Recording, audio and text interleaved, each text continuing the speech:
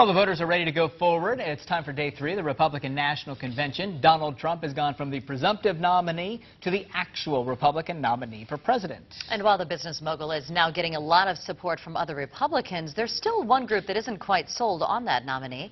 Joining us now is Week News political contributor Dr. Rossi. Good morning. Thank you for being here. Nice to be here again. It's very interesting to see how the convention is progressing. Last night we heard from Chris Christie, and he certainly gave a dynamic speech. Chris Christie is really a dynamic person. He has a lot of political skills. He has like raw talent. And he is comfortable in his own skin, just like Donald is. The Donald. I mean, they're very comfortable. I think they fit each other extremely well. I actually feel a little badly about the fact that he is not the VP candidate, because I think Christie would have made it more interesting, more exciting going forward. But Christie gave a great presentation of himself and his skills last night.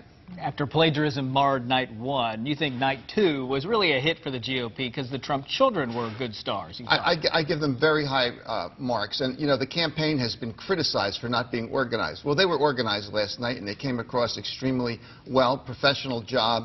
I especially liked Donald Jr. I thought he gave the best speech, just was wonderful. But also with Tiffany Trump, I thought that she gave a touch in there. A young woman, vibrant, exciting, gave a positive view of the Donald from a woman's point of view. And I think they need more of that in the campaign.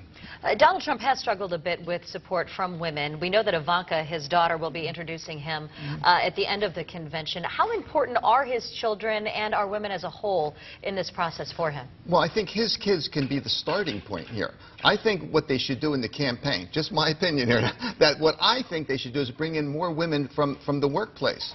Women who are successful with the Donald. Who are they? Who are these executives? They're out there, I'm sure. And bring them in and make them more photogenic, make them part of the campaign.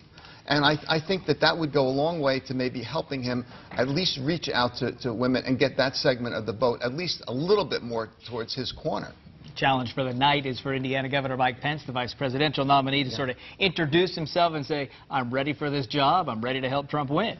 Yes, and he has to deal with Christie last night, because he has to step up and be really good in his presentation of himself and who he is. Is he comfortable in his own skin? Is he consistent on the issues? He pretty much is. He's very conservative. And he has to project an image that's at least as good as Christie last night. I think that's really a hard road to go down, but I think he can do well. I think he can look well, present himself as someone who will be pretty good with Trump. As good as Christie or Newt Gingrich? I don't think so. Many times when we see these conventions come on, for example, the RNC, the DNC, or the Democratic Party would stay quiet during the fanfare, if you will. But that has not been the case. We've been hearing from Hillary Clinton. Specifically, she was tweeting about Chris Christie.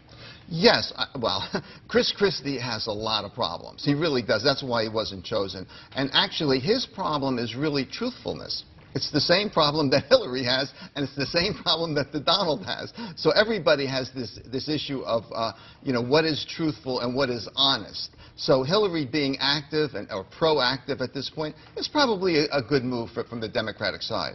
All right, Dr. Rossi, thank you so much for being here. You're watching Week News this morning.